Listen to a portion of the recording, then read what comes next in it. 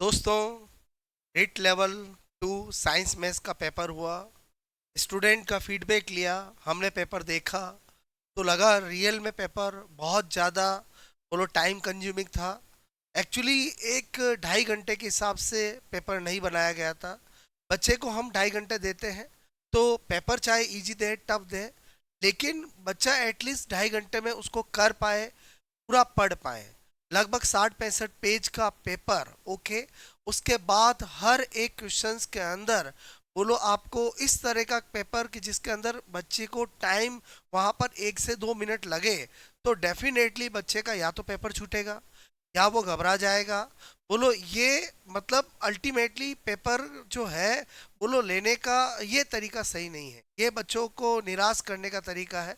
क्योंकि मैंने पूरा एनालिसिस किया तो मुझे लगा कि वास्तव में पेपर में कुछ प्रश्न सरल थे, लेकिन अधिकांश प्रश्न जो है वो स्तर उनका हाई था। और उसके बाद मैंने कहा टाइम बहुत कम रहता है।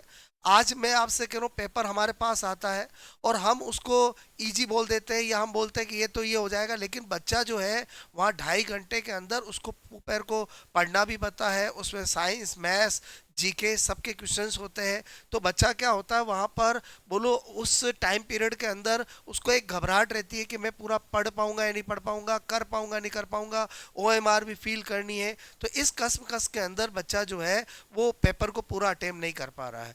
तो ये बोलो प्रॉब्लम आपको मैंने हमेशा ही कहा है कि टाइम मैनेजमेंट आपको ध्यान रखना पड़ेगा।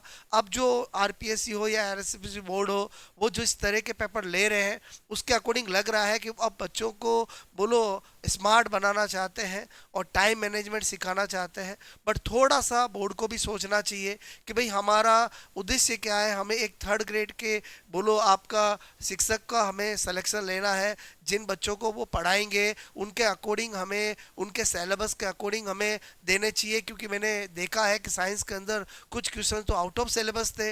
जो कोलिगेटिव प्रॉपर्टीज़ है वो हम 2nd ग्रेड में पढ़ाते हैं, आपके 3rd ग्रेड के अंदर सिलेबस में ही नहीं है, फिर भी उनका क्वेश्चंस पूछे गए। राउल्ट्स लॉ का क्वेश्चन पूछा गया है जो कि बच्चों के लिए नाइंसाफी है। पूरे जो साइंस के जो अपने जो हम सिलेबस के अंदर टॉपिक है उनसे क्वेश्चन नहीं आना, तो ये कहीं ना कहीं कहता है कि भाई बोलो प्रश्न पत्र बनाते समय व्यापकता वेदता इनका ध्यान नहीं रखा गया। केवल कठिन स्तर देना ही बोलो सही नहीं है, क्योंकि बच्चा निराश होता है। तो अगेन मैं आपको स्टूडेंट को यही कहना चाहूँगा, ये सबके साथ कठिन था। आपको अपनी बोलो माइंड लेवल को अपनी हिम्मत को बनाए रखना है और तैयारी बोले जारू रखनी है। हाँ, बस थोड़ा सा जो है ब्लूप्रिंट अगर मिल जाता है स्टूडेंट को कि भाई इस तरह के क्वेश्चंस आएंगे, तो बच्चे पहले मेंटली प्रिपेयर रहते हैं। ये पेपर पूरी तरह से नेट लेवल के बोलो जो पेपर का स्तर होता है उस तरह के थे। लेकिन बोलो ये बच्चे जो होते हैं जो स्पेशली बीएससी बीएड करके 3rd ग्रेड का एग्ज़ाम देते हैं, तो वो इतनी मैच्योरिटी नहीं होती है कि वो नेट लेवल के प्रश्नों को हल कर पाए।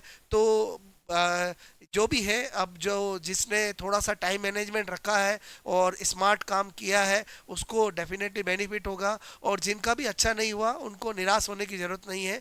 बोलो ऑलमोस्ट बच्चों का पेपर ऐसा ही गया है। तो आप अपने नए टारगेट पर बोलो पूरी मेहनत से और जिस तरह के पैटर्न आप दे रहे हैं उसी पैटर्न पे हमें तैयारी करनी है। ओके दोस्तों।